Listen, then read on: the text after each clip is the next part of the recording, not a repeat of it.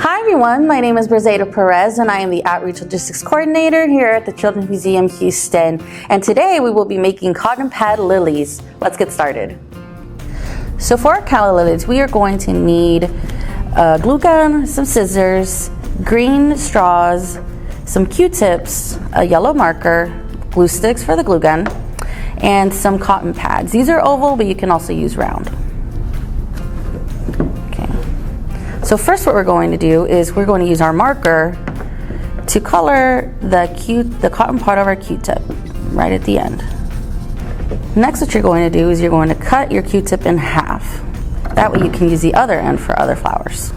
Next, once your hot glue gun is heated up, you are going to carefully put some glue inside of your straw. It only needs a tiny bit, but this is what's going to hold your Q-tip inside. You're just going to push it down and leave it there, give it some time to dry.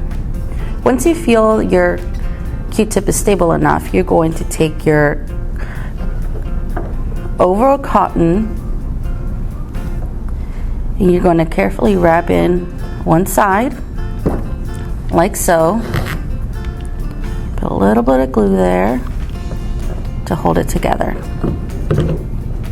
Now, calla leaves tend to cross over. So what you're going to do is you're going to take the other side and then you're going to add glue here on this end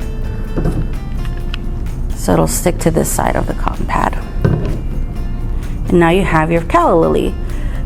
In order to open up the leaves, just fold it back a little bit and there you go.